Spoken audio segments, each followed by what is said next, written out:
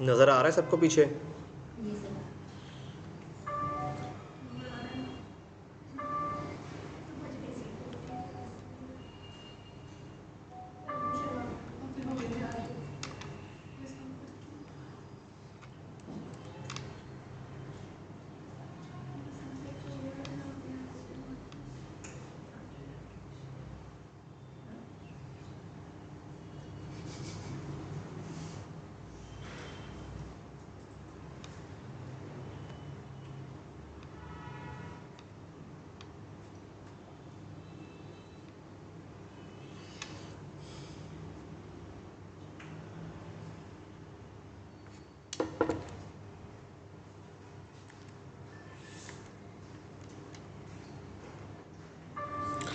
अच्छा, हमने करना ये है कि जैसे ही हम इस बटन पे क्लिक करेंगे तो हमने ये वाली जो एंट्री अभी ऐड की है या जो पहले से ही ऐड हो, हमने वो इस एरे में से निकालनी है। ये डाटा जो अभी प्रिंट हो रहा है, ये हमारे पास रिडक्स स्टोर के अंदर एक यूज़र्स के नाम से स्लाइस है जिसमें एक एरे के अंदर पड़ा हुआ है। ठीक है, हमने ये एरे जो है वो पेज के ऊपर प्रिंट करवाया हुआ है, याद है आप लोगों को? तो हम क्या करेंगे, जब हम उस डिलीट वाले बटन पे क्लिक करेंगे तो हम एक रिक्वेस्ट भेजेंगे स्टोर को और इसके साथ एक आईडी भेज देंगे। वो आईडी जिसके ऊपर हम क्लिक करेंगे, ठीक है, जिसके ऊपर क्लिक हुआ होगा उसकी आईडी जाएगी और वो आईडी हम इसको दे के एक रिक्वेस्ट बनाकर भेज देंगे स्लाइस के अंदर। स्लाइस के अंदर वो रिक्वेस्ट जाएगी आपके एक्शन के पास और वो एक्शन आगे से आपके जो इनिशियल स्टेट में डाटा पड़ा हुआ है एरे के अंदर, वहाँ से डाटा डिलीट कर देगा। तो इसका फ़्लो देखते हैं कि ये जो डिलीट बटन है, मैं इस पर अब क्लिक करूँगा तो इसको क्लिक करने के लिए हमारे पास यहाँ पे एक बटन है, ये बटन इसको बोलते हैं डिलीट। जिस भी बटन पे आपने क्लिक करना हो उसके ऊपर आपको क्या करना पड़ता है, एक इवेंट कॉल करना पड़ता है जिसका नाम है ऑन क्लिक। मैं इसके ऊपर करता हूँ ऑन क्लिक और इसको बोल देते हैं डिलीट यूज़र। ठीक है, कंट्रोल सी कर लिया।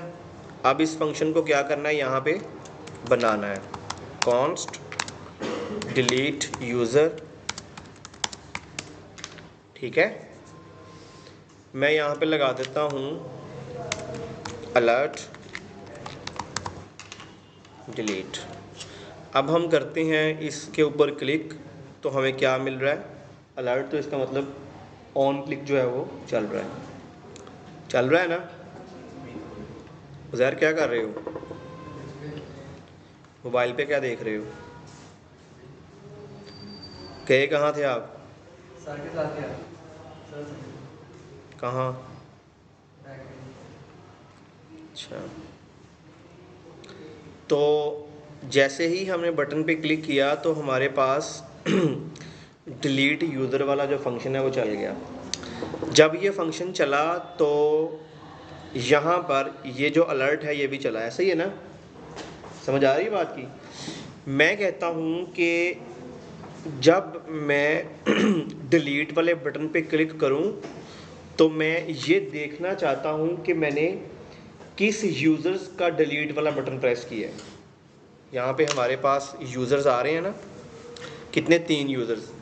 मैं कहता हूँ कि जब इन तीनों में से जिसके ऊपर भी क्लिक हो तो उस क्लिक के ऊपर मुझे पता चल जाए कि मैंने जो है वो अब्दुल्ला वाले का डिलीट प्रेस किया है, इसका किया है या इसका किया है। मुझे ये डिटेक्शन चाहिए यहाँ पे। ठीक है, तो मैं यहाँ पर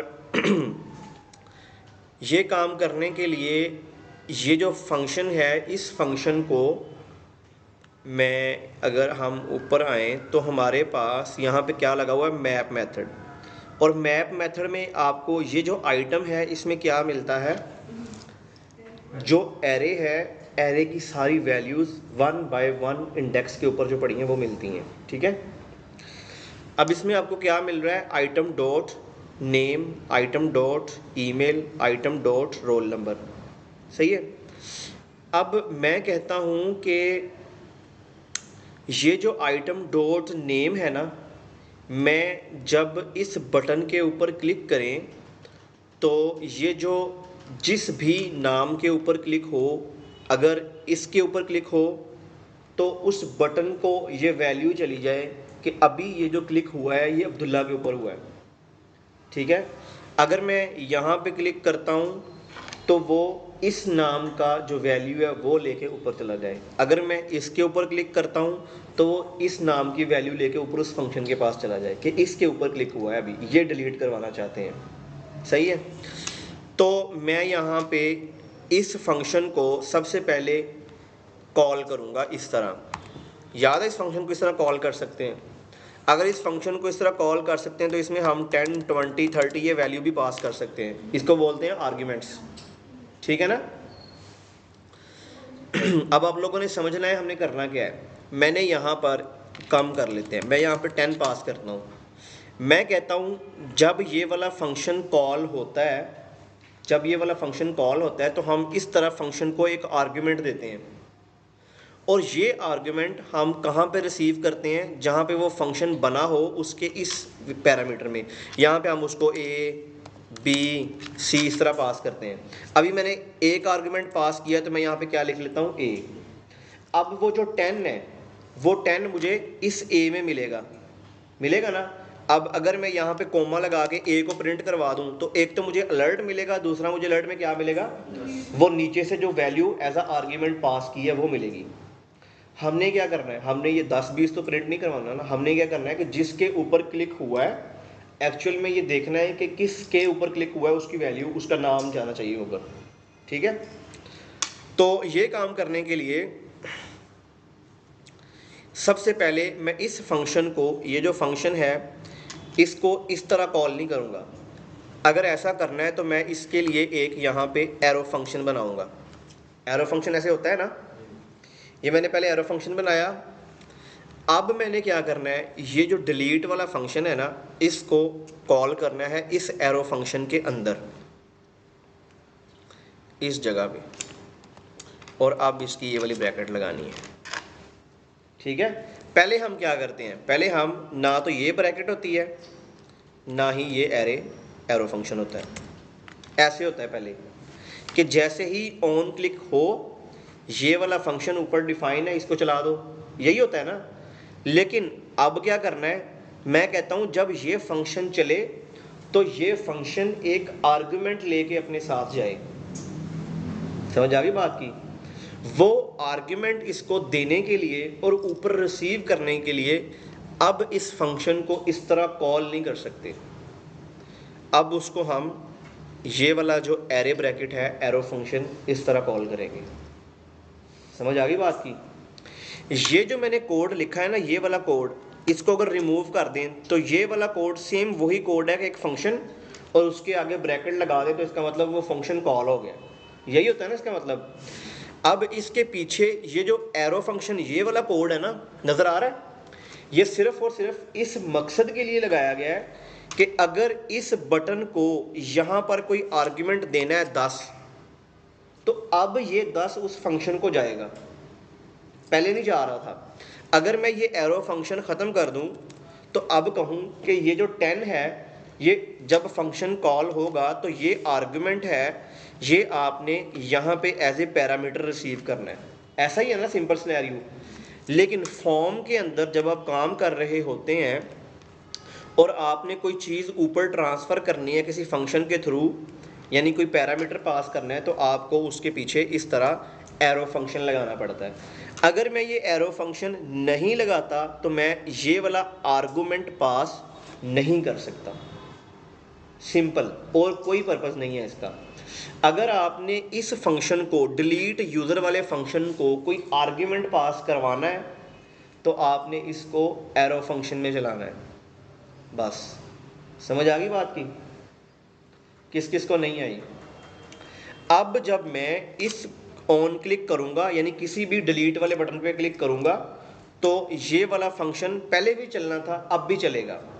अगर ये फंक्शन पहले चलता, यानी ये फंक्शन इस पोजीशन पे चलता और मैं इसको कहता कि ये जो 10 है ये ऊपर अपने फंक्शन को जाके दे के आओ, तो ये नहीं दे पाता। समझ आ गई बात की? तो सिर्फ और सिर्फ हमने ये काम करने के लिए यहाँ पे क्या ऐड कर दिया, एरो फंक्शन, कि सबसे पहले जब ऑन क्लिक होगा उस ऑन क्लिक के अंदर एक एरो फंक्शन होगा, उस एरो फंक्शन के अंदर फिर मेरा फंक्शन होगा जो कि ये फंक्शन होगा डिलीट यूजर। Got it? समझ आ रही सबको? अब मैंने यहाँ पे जो आर्ग्यूमेंट पास करवाना है ना, ये आर्ग्यूमेंट कोई 10, 20, 30 नहीं है। मैंने ये पास करवाना है कि जिस भी यूजर्स के डिलीट बटन पे क्लिक हुआ है उसका नाम ऊपर चला जाएगा, इस पर डिलीट हुआ। अब वो नाम, वो वैल्यूज मिल कैसे रही हैं वो देखते हैं। अब आप अगर यहाँ पे आए तो यहाँ पे है मैप मेथड, यहाँ पे क्या लिखा हुआ है, आइटम। जब आप किसी चीज़ पे मैप मेथड चलाते हो तो आपके पास होती है एक एरे। मैप मेथड उस एरे की जितनी लेंथ है उतना चलता है, यानी अगर उस एरे के अंदर 10 चीज़ें पड़ी हैं तो लूप कब तक चलेगा, 10 टाइम्स। तो इस आइटम के अंदर आपको क्या मिलेगा, 10 टाइम्स डाटा। फर्स्ट टाइम किसी और का, सेकंड, थर्ड, फोर्थ तब्दील होगा जो भी डाटा उस इंडेक्स पे पड़ा होगा।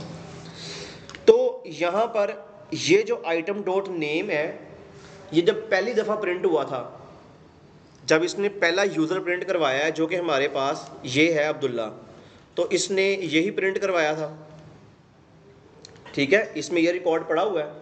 अब ये जो अब्दुल्ला है और आइटम डॉट नेम, अगर मैं ये आइटम डॉट नेम निकाल दूं तो यहाँ पे क्या नज़र आ रहा है, कुछ भी नहीं।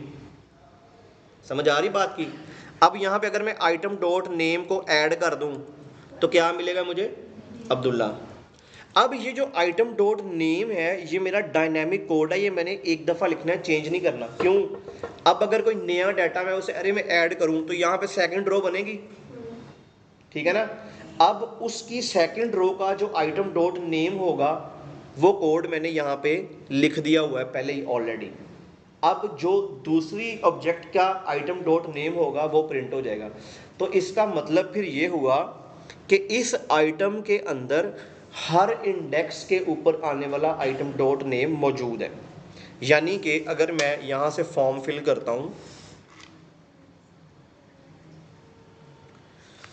यहाँ पे हम फॉर्म फिल करते हैं,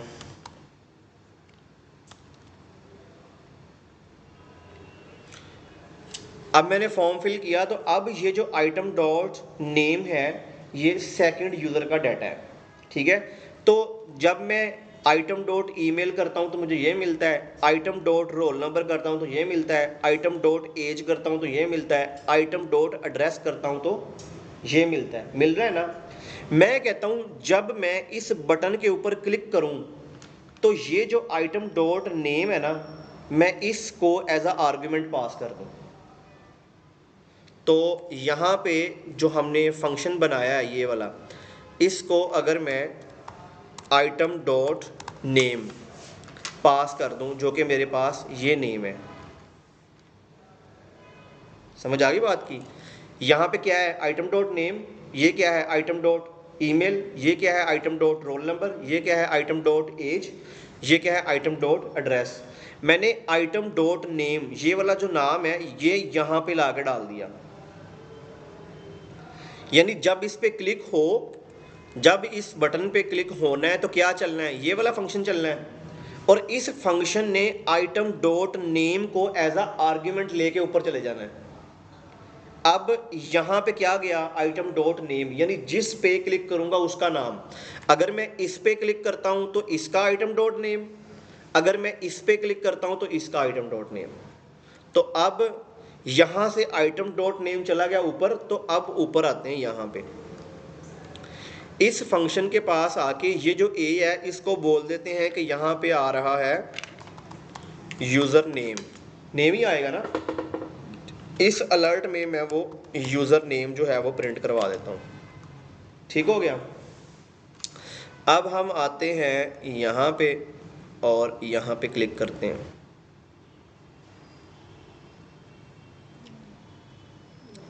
इसको करवाते हैं कंसोल।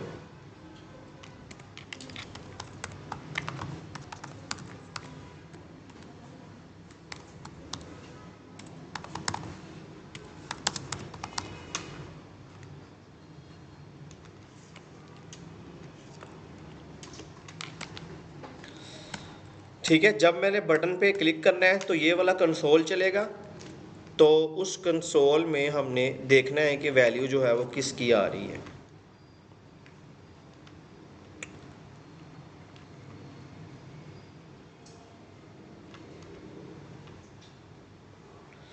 ठीक है, अब अब्दुल्ला पे क्लिक करते हैं तो यहाँ पे क्या आ गया, डिलीट, और साथ क्या आ गया, अब्दुल्ला। ये कहाँ से आया, हमें आइटम डॉट नेम ने पीछे से उसको आर्ग्यूमेंट पास किया, वो आ गया इसमें।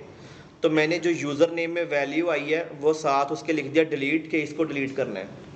तो अब अगर मैं इस पे क्लिक करूँगा तो क्या आना चाहिए, डिलीट, तो जो उसका नाम था वो आ गया। क्लियर है, समझ आ गई बात की। अच्छा, मैं कहता हूं कि जब इसके ऊपर क्लिक हो, ये वाला नाम यहाँ पे आ जाए, तो हमने क्या करना है, अब हमने रिक्वेस्ट भेजनी है किसको, स्लाइस को, क्योंकि डाटा कहाँ पे पड़ा हुआ है, स्लाइस में। यहाँ से अगर डाटा पड़ा होता है इसी कंपोनेंट में, यानी ऊपर एक स्टेट बनी होती है यूज स्टेट, उसमें डाटा पड़ा होता, लेकिन हम क्या सीख रहे हैं कि डाटा जो है वो अब हमारी स्टेट्स में नहीं पड़ा हुआ, वो जो रिडक्स का स्टोर है वहाँ पे पड़ा हुआ है। हम वहाँ पे जाके इसको चेंज करने की कोशिश करेंगे कि यानी इसको अब डिलीट करवाओ। तो डिलीट करने के लिए मैं उसे बोलूँगा कि ये जो स्लाइस है इसमें यूज़र स्लाइस, इसमें आने के बाद ये जो आपको याद है आपने बनाया था ऐड यूज़र के नाम से, इसी को मैं करता हूँ कॉपी, कंट्रोल सी, यहाँ पे भी। अब इसका नाम रख देते हैं डिलीट यूज़र। ठीक है, मैं इसको कर लेता हूँ कॉपी और इसको यहाँ से कर देते हैं एक्सपोर्ट। डिलीट यूज़र मैंने एक्सपोर्ट कर दिया। ठीक है, अब ये वाला एक्शन मैंने क्या करना है, डिस्पैच करना है या कॉल करना है। मैं आता हूँ यहाँ पे, मैं कहता हूँ जब डिलीट यूज़र वाले फंक्शन पे क्लिक हो तो यहाँ पर क्या हो, एक फंक्शन जो है वो डिस्पैच, तो हम उसके लिए क्या करते हैं, यूज़ डिस्पैच को यहाँ पे ले आते हैं और इसको एक वेरिएबल में सेव करवाते हैं, कॉन्स्ट डिस्पैच। ठीक है, मैं कहता हूँ जब भी उस बटन पे क्लिक हो तो मेरा ये वाला जो डिस्पैच है ये एक एक्शन डिस्पैच कर दे। जब हम किसी भी डिलीट बटन पे क्लिक करेंगे तो उसको यूज़र नेम मिल जाएगा जिस पे भी क्लिक किया होगा। मैं कहता हूँ कि तुमने यहाँ से एक एक्शन डिस्पैच करना है। वो एक्शन डिस्पैच कौन सा करवाना है, डिलीट यूज़र। तो हम इसको कॉल करेंगे और इसको हम यहाँ पे भी कॉल कर देंगे।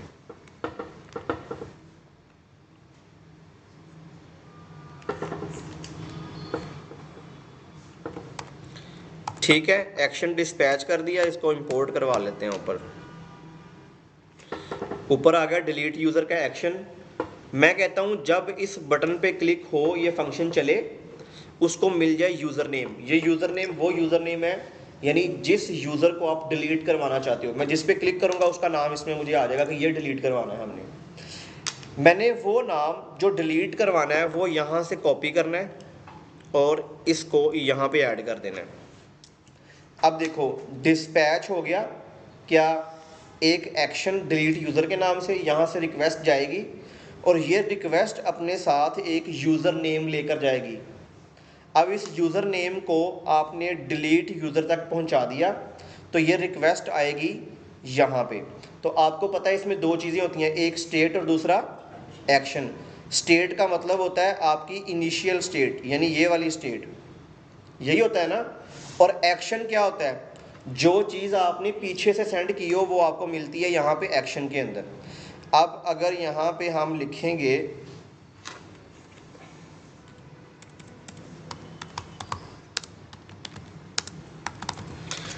एक्शन डॉट पेलोड, हम उसको लिख देते हैं डिलीट वाला डाटा मिल गया। ठीक है, तो अगर ये वाला कंसोल चलेगा तो इसका मतलब ये है कि हमने जब वहाँ पे क्लिक किया, इसको कर लेते हैं बंद। अब मैं इस पर क्लिक करता हूँ तो दो कंसोल चलने हैं। एक कंसोल वो जो हमने कंपोनेंट के अंदर यहाँ पे लगाया हुआ है, ये वाला जिसमें डिलीट लिखा आएगा और साथ नाम लिखा आएगा, और दूसरा अगर रिक्वेस्ट यहाँ से सक्सेसफुल हो के इस स्लाइस तक पहुँच गई तो इस एक्शन में वो यूज़र नेम आ जाएगा। तो जब हम लिखेंगे एक्शन डॉट पे लोड तो वो नाम यहाँ पर भी आ जाएगा। तो यहाँ से क्या चलेगा, डिलीट वाला डाटा। तो हम इसको अब कॉल करते हैं।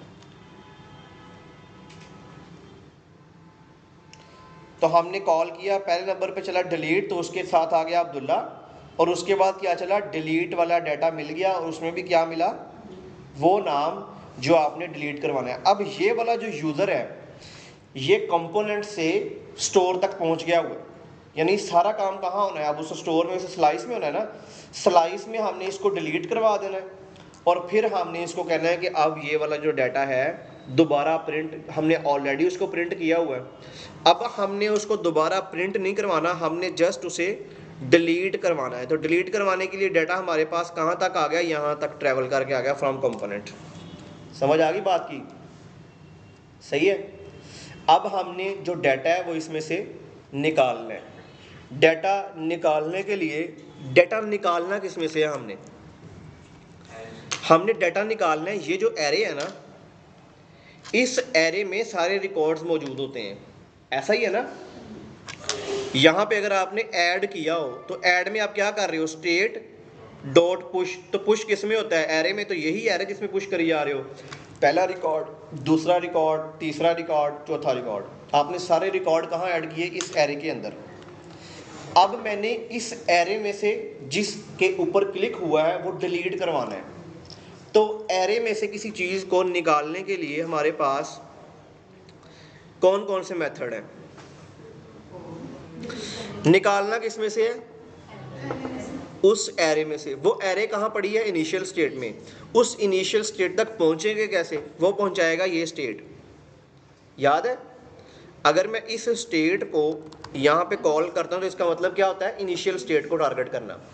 मैंने इस इनिशियल स्टेट को टारगेट किया, तो इस इनिशियल स्टेट में क्या पड़ा हुआ है, ये वाली इनिशियल स्टेट, तो ऑटोमेटिकली उसमें क्या मिलेगी, एक एरे।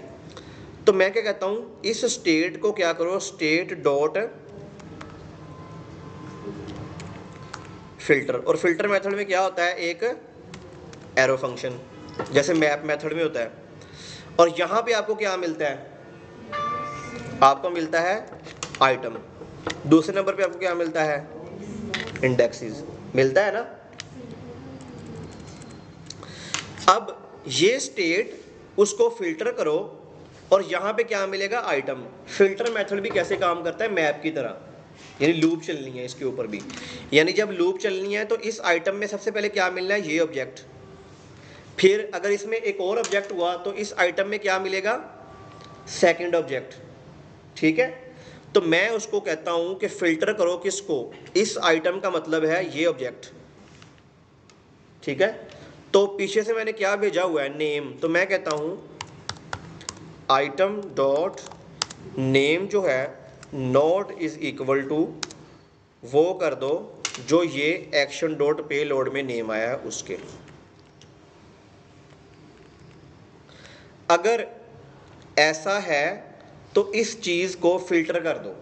मैं कहता हूं यहाँ पर मैं जब इसके ऊपर क्लिक करूँगा तो बैकएंड से यहाँ से नाम क्या जाएगा, अब्दुल्ला।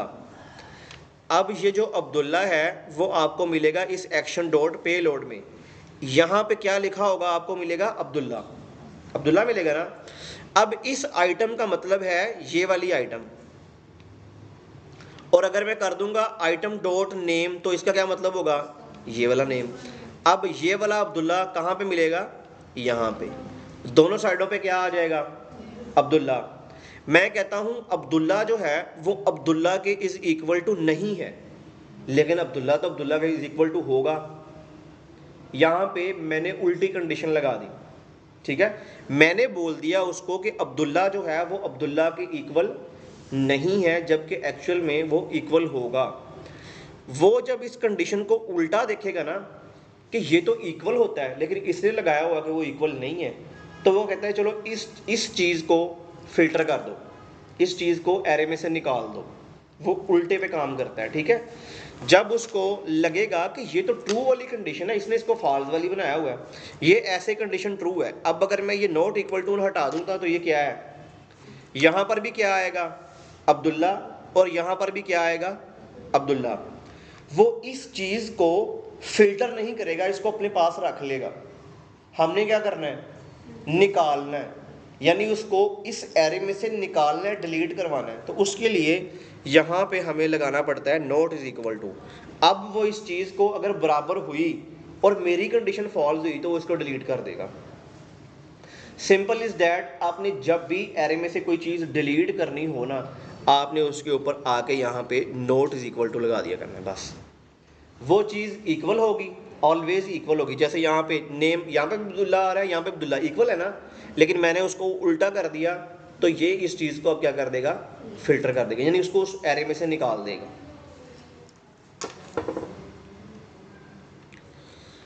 एरर किस चीज़ का है वो देख लेते हैं।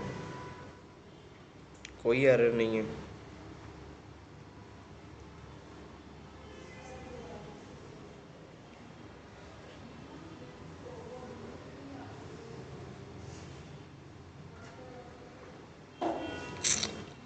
यहाँ पे फॉर्म फिल कर लेते हैं।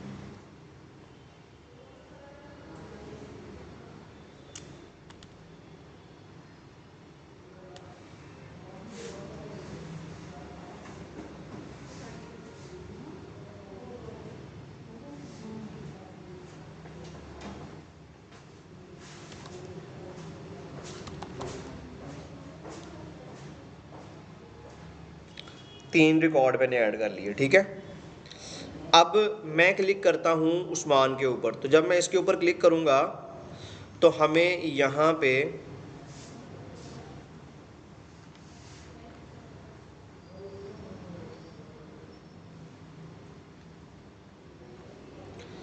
डिलीट, मैंने उस्मान पे क्लिक किया तो मुझे क्या मिल गया, उस्मान मिल गया। और यहाँ पे क्या मिल गया, डिलीट वाला डाटा मिल गया, उसमें क्या मिला, उस्मान। अब ये जो उस्मान हमें मिला है वो मिल गया हमें यहाँ पर, और ये state dot filter item dot name हमने कह दिया कि नॉट इज इक्वल टू है एक्शन डॉट पेलोड के।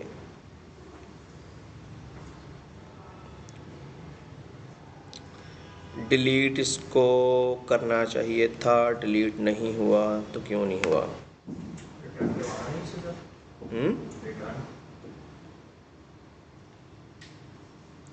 रिटर्न, रिटर्न क्या करवाना है इससे, हम करवा लेते हैं वेरिएबल सेव करवा लेते हैं कॉन्स्ट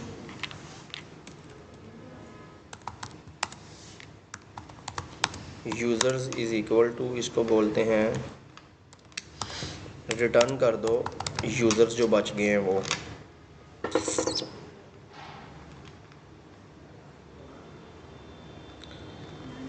ठीक है, तो अब हम करते हैं डिलीट, तो हो रहा है अब हम करते हैं फॉर्म फिल करते हैं।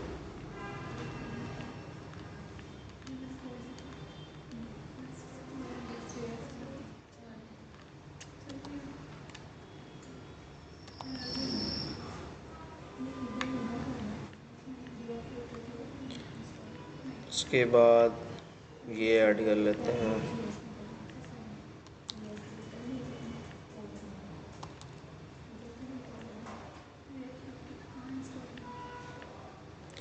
ठीक है।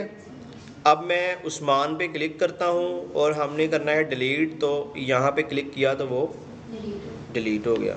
इस पे एक काम करना था, वो शायद स्टेट डॉट फिल्टर करने के बाद जो फ़िल्टर हो गया वो डिलीट हो गया, बाकी भी बचाने थे, जो बाकी बच गए वो कहता हूँ इसमें सेव कर दो। एक को उसने फ़िल्टर, अब इस स्टेट के अंदर से क्या मिलना है, 3 रिकॉर्ड। अभी हमारे पास 3 रिकॉर्ड थे ना, तो उस 3 में से एक डिलीट करवाना था, वो एक डिलीट कर दो, बाकी जितने बचें वो इस वेरिएबल में सेव करवा दो और वही रिटर्न कर दो। जब उसने ये यूज़र रिटर्न किया तो अब इसमें क्या होंगे, 2 रिकॉर्ड, क्योंकि एक हो जाएगा डिलीट, तो वो मैं रिटर्न नहीं करवा रहा था। अब वो सक्सेसफुली काम करेगा।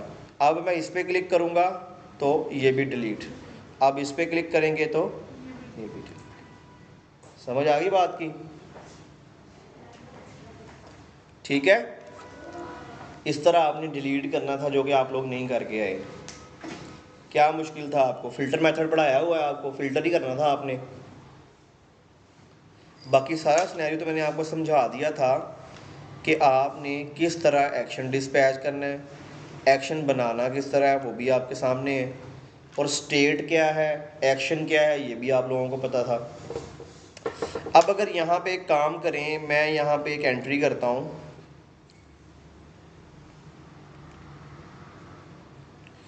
ये एंट्री बाय डिफ़ॉल्ट आती है क्योंकि हमने ये हार्ड कोडेड रखा हुआ है डाटा स्टोर के अंदर। अगर हम यहाँ पे देखें, ये ऑब्जेक्ट हमने हार्ड कोडेड यहाँ पे रखा हुआ है, और बाकी ये जो भी नज़र आ रहा है, बाकी हम क्या करते हैं, फॉर्म से क्रिएट कर रहे हैं। नज़र आ रहा है ना?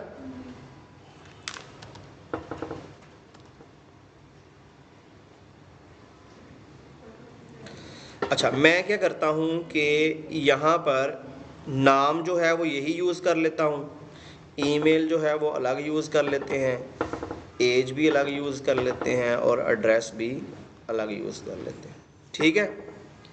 अब आपके पास एक रिकॉर्ड है अब्दुल्ला का, अब्दुल्ला की ईमेल, उसके बाद ये नाम और उसकी ये ईमेल, उसके बाद ये नाम, लेकिन इसकी ये वाली ईमेल, इसका रोल नंबर भी चेंज, इसकी एज भी चेंज, इसका एड्रेस भी चेंज, लेकिन नाम इसका सेम। नाम सेम हो सकते हैं ना? नाम तो सेम होते हैं। अब अगर मैं इसके ऊपर क्लिक करूँगा तो क्या हुआ?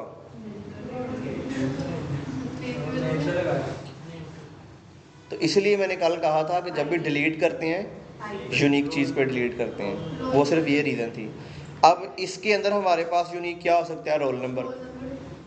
तो अब आप जब भी रोल नंबर एंटर करेंगे तो आप यूनिक ही ऐड करेंगे।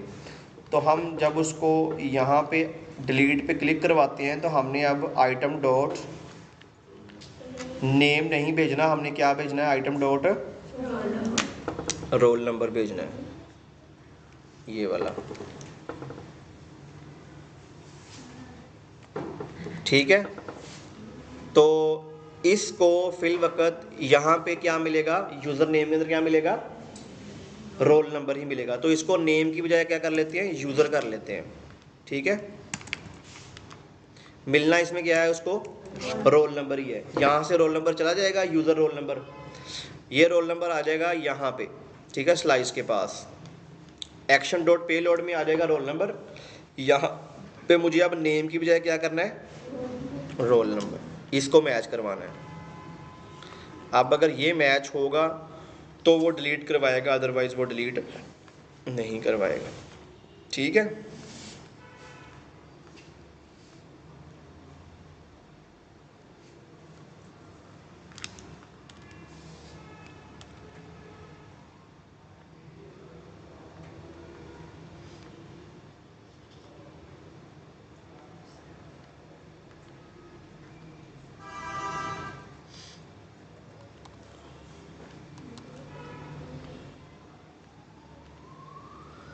ठीक है। अब फिर नेम सेम हो गए, लेकिन हमने क्या करवाया हुआ? Roll number.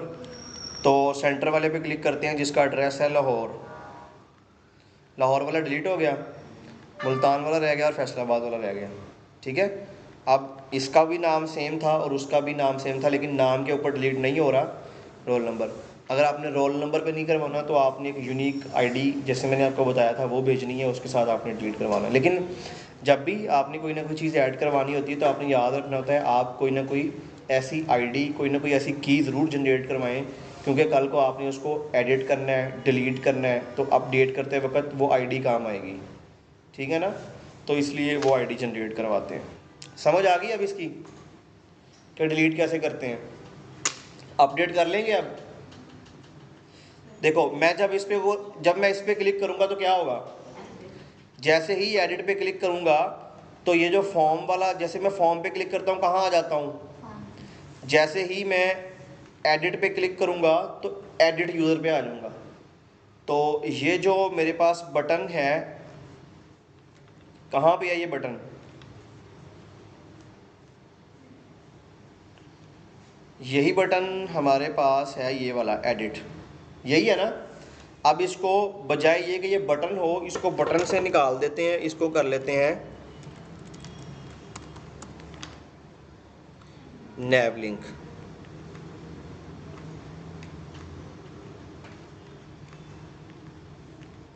और नेवलिंग पता है क्या होता है?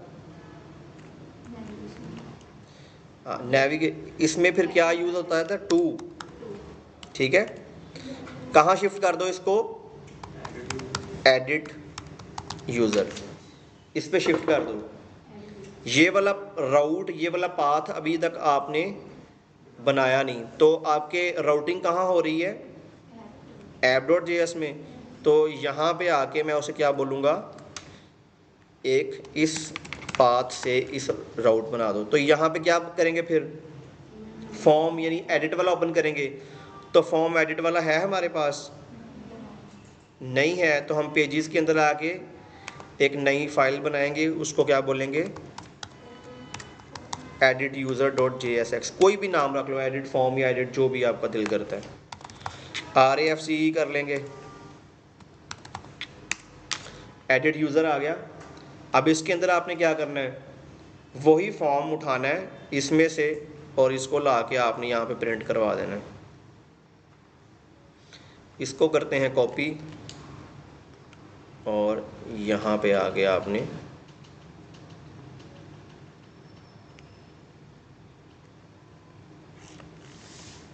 ठीक है, वही वाला फॉर्म इधर आ जाएगा। जब आपने क्लिक करवाना है, अब इसमें दो चीज़ें होगी। ऑन सबमिट के ऊपर क्या चलाना है आपने? Submit handler. तो मैं क्या करता हूँ, इसका एक फंक्शन बना लेता हूँ ताकि एरर ना आए। कॉन्स्ट सबमिट हैंडलर, ये हो गया। उसके बाद क्या होगा? इनपुट चेंज हैंडलर, ये फंक्शन भी बना लेते हैं।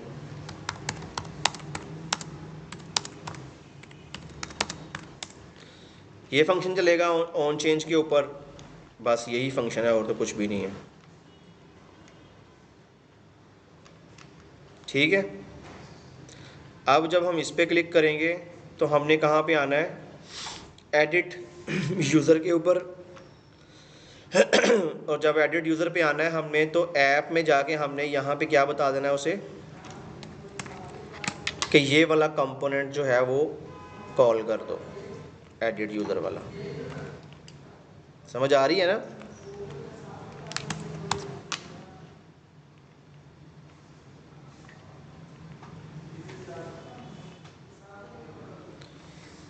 यूज़र्स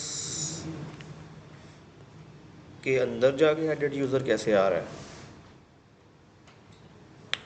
नेविगेशन जो लगाई है हमने बटन पे, उस पे फॉरवर्ड स्लैश किया था। कहाँ पे? बटन पे जो लगाई है ना, टू ये फॉरवर्ड स्लैश।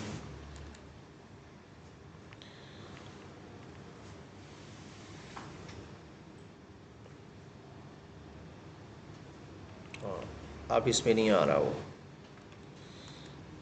ठीक है, तो एडिट यूज़र वाले राउट पे जब जाएगा, यहाँ पे फॉर्म वाला, ठीक है, तो यहाँ पे ऊपर क्या आ जाएगा? फॉर्म। यहाँ पे जाते हैं यूज़र डाटा, तो यूज़र डाटा, अब जैसे ही एडिट पे क्लिक करेंगे तो एडिट यूज़र। ठीक है, वालेकुम अस्सलाम।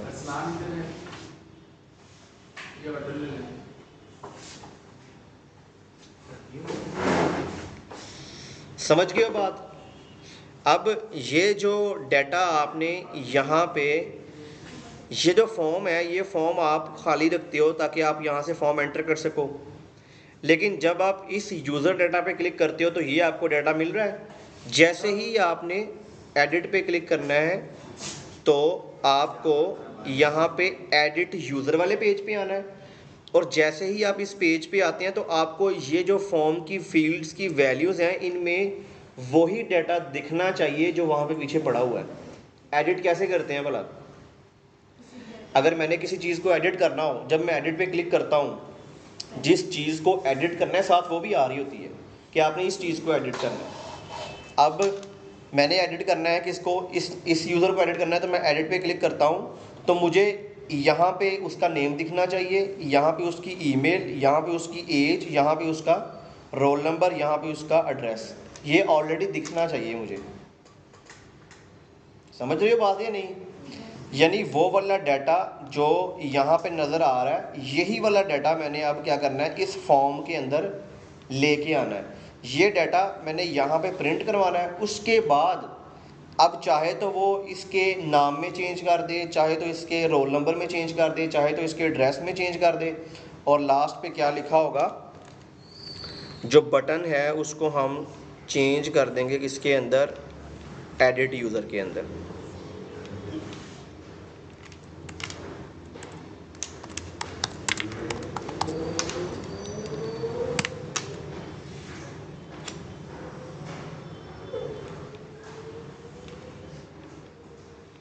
ठीक है।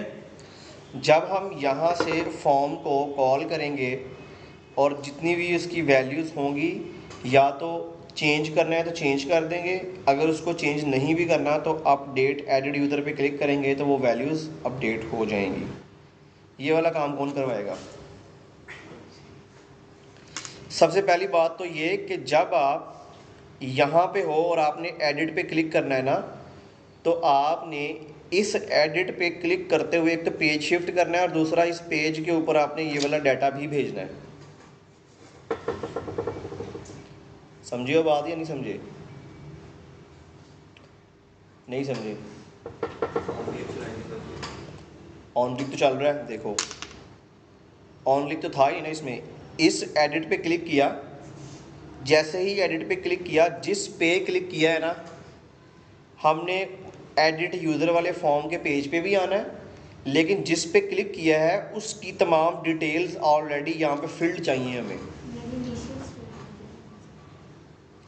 यहाँ पे इनिशियल स्टेट में से वो डाटा निकाल के फाइंड करने के बाद दोबारा हमने इसमें ऐड करना है। आईडी डाउनलोड करेंगे ना गेम, जैसे डिलीट में किए। सबसे पहली बात तो ये है कि जब हम इस यहाँ पे क्लिक खड़े हैं, हमने यहाँ पे एडिट पे क्लिक करना है ना, जैसे ही मैंने यहाँ पे क्लिक करना है तो मुझे यहाँ पे ऊपर एक आईडी चाहिए जिसके ऊपर मैंने क्लिक किया है, या आईडी चाहिए या रोल नंबर चाहिए या वो चीज़ चाहिए जिसकी वजह से मैंने इसको अपडेट या एडिट करना है। तो मैं इसको कहता हूँ कि जब इसके ऊपर क्लिक हो, इस एडिट के ऊपर क्लिक हो, तो इसके बाद यहाँ पर क्या जाना चाहिए, slash roll number. Roll number क्या होता है, 1 2 3 4 कुछ भी लगा लो ये। अब अगर मैंने इसको इस तरह इसमें ऐड कर दिया तो ये राउट का हिस्सा बन जाएगा। तो मुझे क्या करना है, फिर ऐप में जाके यहाँ पे लगाना है स्लैश 1 2 3। तो अब क्या होगा, जब मैं इस यूज़र पे क्लिक करूँगा तो मैं इस राउट पे आ जाऊँगा। तो ऊपर क्या आ रहा है, 1 2 3। अब अगर हम फॉर्म वाले पेज पे जाएं और यहाँ से एक एंट्री ऐड कर लें,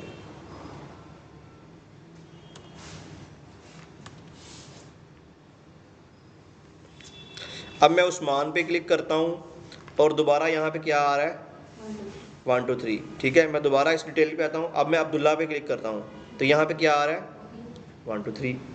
तो इसका मतलब वो सेम आएगा, तो वो डिलीट करता जाएगा। लेकिन हमें क्या चाहिए, जिस पे क्लिक हुआ है उसका रोल नंबर हमें यहाँ पे दिखना चाहिए। तो मैं क्या करूँगा, मैं यहाँ पर जैसे हमने डिलीट वाले बटन को यहाँ पे बताया ना, आइटम डॉट रोल नंबर, हम यही वाली चीज़ उसको यहाँ पे ऐड कर देंगे, आइटम डॉट रोल नंबर। लेकिन ये क्या है, ये एक स्ट्रिंग है, इसको वेरिएबल बनाना पड़ेगा। आइटम डॉट रोल नंबर का मतलब क्या होगा कि अगर मैं कंट्रोल सी करके देखो, अब मैं यहाँ अगर मैं इस पेज पे क्लिक करता हूँ, मैं यहाँ पे आया, मैंने इस पे क्लिक किया तो कुछ भी नज़र नहीं आया ना, क्योंकि पाथ मैच नहीं हुआ। आइटम डॉट रोल नंबर भी उसका हिस्सा था। अब अगर मैं ये वाला पाथ ऐप में जाके ऐड कर दूँ,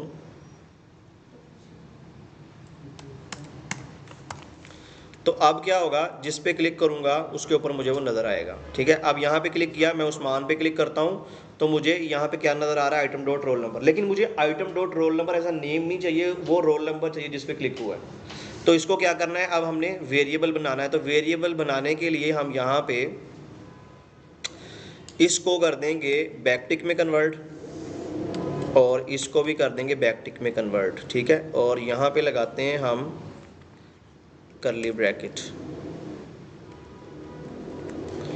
और इस पे अगर हमें यहाँ पे कोई फर्दर चीज़ ऐड करनी है तो हम इसको करते हैं $, करली ब्रैकेट, ठीक है। अब इसमें क्या आ जाएगा, आइटम डॉट रोल नंबर। अब यहाँ से लेके यहाँ तक ये एक राउट यानी एक पाथ कंसिडर किया जाएगा। उसके फ़ौरन बाद इसके साथ एक चीज़ अटैच कर दी जाएगी जो एक्चुअल में 1 2 3 4 या जो भी रोल नंबर होगा वो होगा।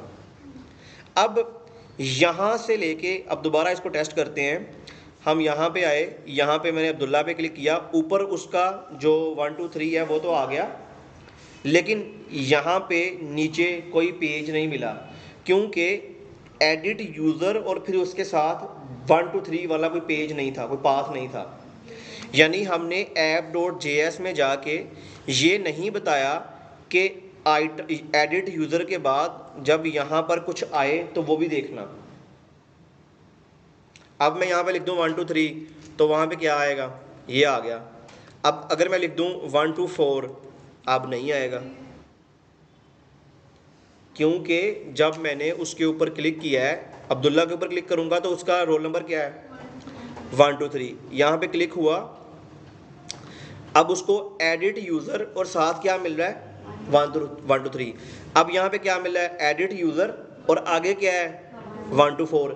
यानी वो कहता है ऐसा कोई पाथ ही नहीं है, इस पर कोई पेज मैंने ओपन नहीं करना। इसका मतलब ये होता है ये पाथ जब ओके हो जाए फिर ये वाला कंपोनेंट जो है इसके आगे वो चला दो, ऐसा ही है ना। लेकिन अभी तक 1 2 3 पे मैच कर रहा है, 1 2 4 पे नहीं, तो ये तो बार बार डिफरेंट होंगे। तो यहाँ पे हम उसको एक वेरिएबल देते होते हैं, हम यहाँ पे लिखेंगे ID, ठीक है। यानी ID या रोल नंबर, जो भी जो जिस नाम से आपने वो चीज़ भेजी है, वो अगर ID भेजी है तो ID, अगर रोल नंबर भेजा है तो रोल नंबर। तो अब यहाँ पर यहाँ से लेके यहाँ तक तो पाथ जो है वो इसके साथ मैच किया जाएगा, मैच हो जाएगा। उसके बाद ये वाला पाथ जो है वो ये बताएगा कि ये आपके राउट का हिस्सा नहीं है, लेकिन क्लिक होते हुए कोई चीज़ आपके राउट के साथ अटैच कर दी गई है। वो ID हो सकती है, वो रोल नंबर हो सकता है। तो कहता है अच्छा अगर वो ऐड हो गई है ना, अगर वो परमानेंट राउट का हिस्सा नहीं है तो ऐसा करो, राउट में आओ और राउट में जब राउट ख़त्म हो जाए तो उसके बाद कोलन लगा के ना एक नाम लिख दो। वो वैल्यू जो आप वहाँ से भेजोगे वो इस वेरिएबल में आगे सेव हो जाएगी, रोल नंबर। यहाँ से लेके यहाँ तक वो पाथ को देखेगा, उस जैसा ही होगा।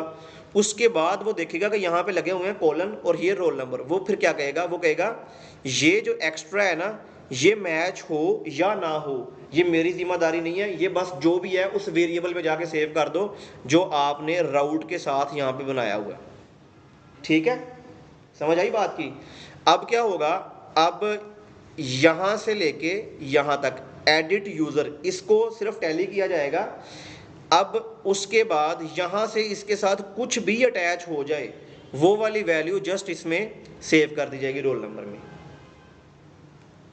अब हम आते हैं वापस यहाँ पे, मैं क्लिक करता हूँ अब्दुल्ला के ऊपर, फॉर्म ओपन हो गया, ऊपर क्या आ गया 1 2 3। अब मैं दोबारा आता हूँ यहाँ पे और मैं उस्मान पे क्लिक करता हूँ, ऊपर क्या आया 2 3, फॉर्म फिल भी ओपन हो गया।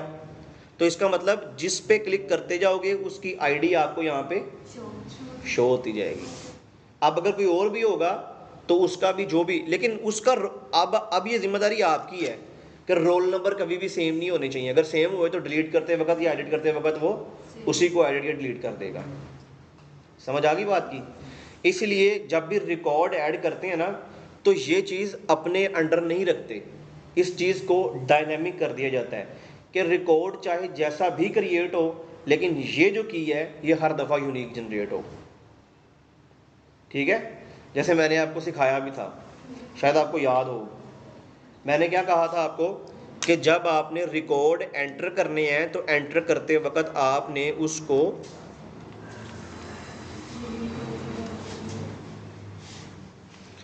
जब आपने रिकॉर्ड एंटर करना है तो आपका जब ये वाला फंक्शन चलना है तो आपने ID भेजनी है। तो ये ID पहले 1 फिर 2 फिर 3 फिर 4 ऑटोमेटिकली जैसे ही सबमिट पे क्लिक हो ID की वैल्यू इंक्रीज होकर उसमें ऐड होती जाए। ये काम आपने नहीं किया ना किसी ने भी। आप सब लोगों को ये काम मुश्किल लग रहा है। मानता हूँ मुश्किल है, लेकिन इतनी भी मुश्किल नहीं है। अगर आप लोग प्रैक्टिस नहीं करोगे तो ये मुश्किल ही रहेगी, प्रैक्टिस कर लोगे तो आसान है। तो सर डीएफ में हम सारा जो ये रूटीन वाला था, रूटीन करनी वो हम करते थे index.js में, इधर हम app.js में करते हैं।